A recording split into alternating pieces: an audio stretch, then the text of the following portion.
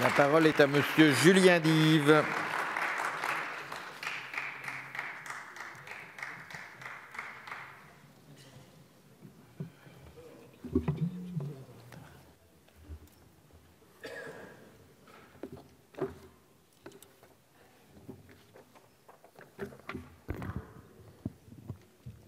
Monsieur le Président, Monsieur le Ministre, mes chers collègues, fin novembre, début décembre, c'est une période annonciatrice de fête pour la majorité d'entre nous.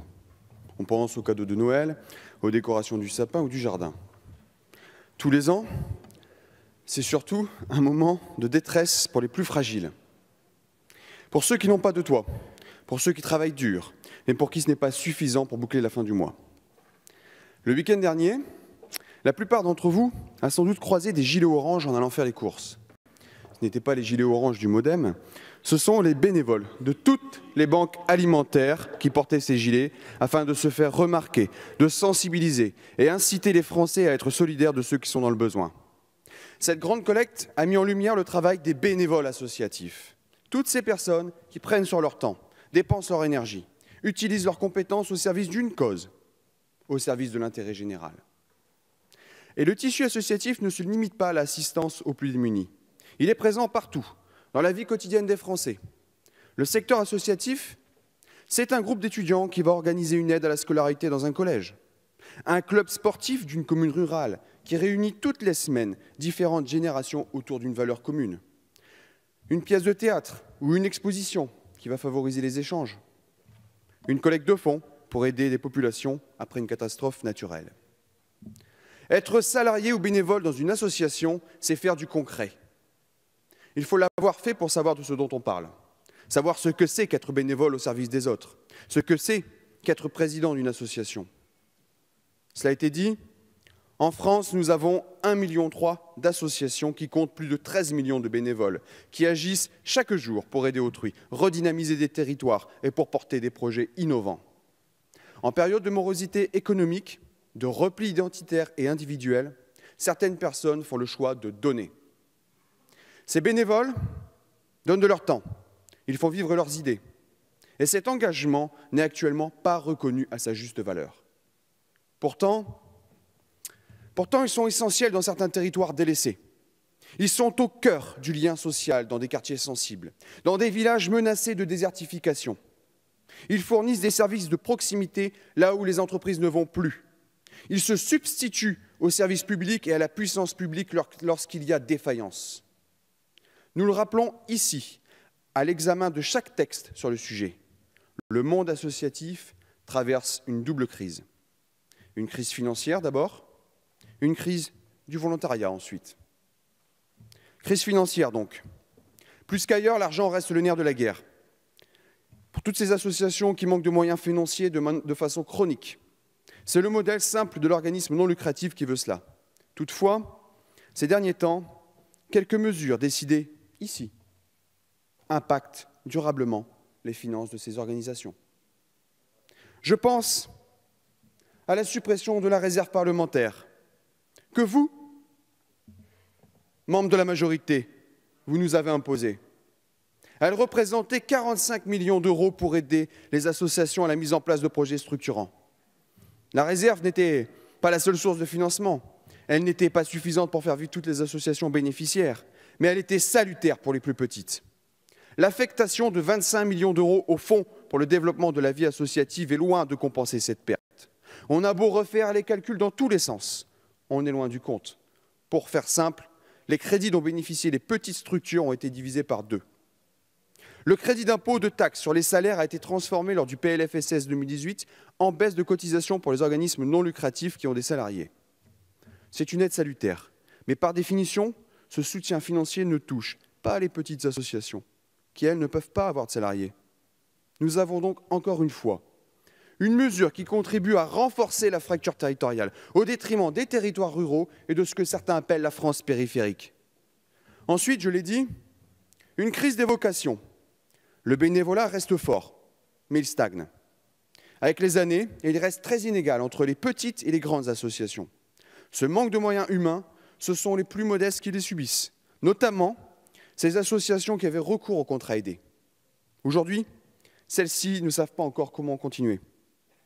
Pour pallier ce manque de personnel, je propose de créer un contrat de travail associatif pour que les associations puissent continuer à embaucher partout où elles pallient l'absence de l'État.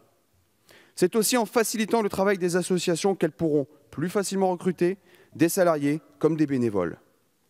Vous proposez la professionnalisation de l'action associative, c'est-à-dire une amélioration des conditions de travail grâce à un meilleur partage des bonnes pratiques et en dotant les associations d'outils pour mieux organiser leur activité. Pourquoi pas?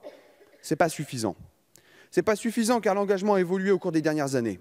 Il est plus diffus, à la carte, plus marqué par une aide ponctuelle. Ceux qui s'impliquent au quotidien, comme c'était le cas auparavant, se font de plus en plus rares. La réflexion à laquelle vous invitez le Parlement et à la société civile doit donc porter sur le sens de l'engagement associatif et sur tout ce qu'il peut apporter comme enrichissement personnel à ceux qui se consacrent à ces activités. Elle doit aussi servir à faciliter concrètement la vie de ceux qui veulent avoir un engagement citoyen et solidaire auprès des publics en difficulté. Par exemple, en aménageant le temps de travail des salariés. Avoir plus de souplesse dans sa journée en négociant du temps avec son employeur, c'est avoir toutes les cartes en main pour concilier engagement bénévole et vie professionnelle. C'est notre rôle, en tant qu'élus de la République, de penser aux solutions qui nous permettront d'enrayer la crise du bénévolat. Tous ceux qui ont envie d'aider, envie de fournir une activité concrète à destination d'autrui, devraient savoir comment s'engager. Nous avons encore beaucoup de travail pour améliorer l'information, inciter à s'engager, faire en sorte que tout le monde puisse s'impliquer dans une cause dès le plus jeune âge. On peut d'ores et déjà envisager de mieux intégrer le bénévolat dans les cursus obligatoires à l'école, de mieux sensibiliser à toutes les options, de mieux présenter les réalités des associations. Même si le bénévolat, par sa nature, n'attend aucune contrepartie, il est temps de reconnaître et récompenser ce travail de terrain. L'an dernier, ma première proposition de loi ici visait à créer un statut du bénévole associatif qui n'existe pas aujourd'hui en France et qui offre la reconnaissance du travail fourni au service des autres, au service de la société. L'expérience dans l'associatif peut déjà être valorisée, c'est vrai, par un certificat ou une validation des acquis et de l'expérience, mais cette solution n'est pas forcément pertinente pour tous les bénévoles.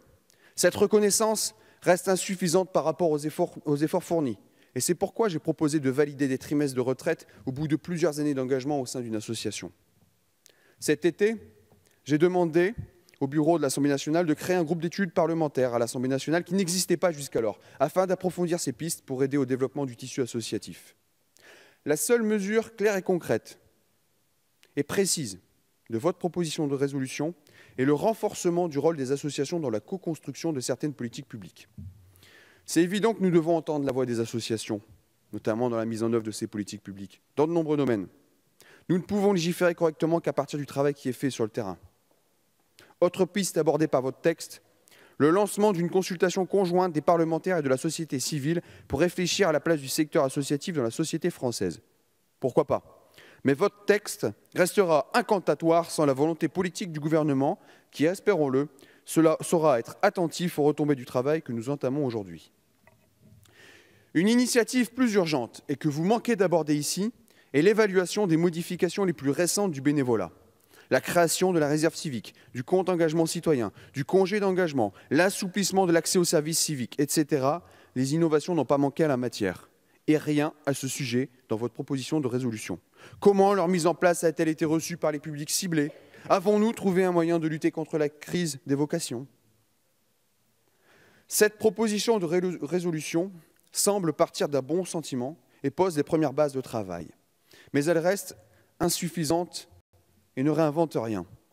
Le groupe Les Républicains ne peut s'opposer à un texte qui a de bonnes intentions, mais qui au fond ne contient pas grand-chose ou presque, et finit par laisser un goût d'inachevé. Toutefois, les acteurs du monde associatif sont les artisans du vivre ensemble. Et à ce titre, ils nécessitent et ils méritent la mobilisation de chacun d'entre nous. Je vous remercie.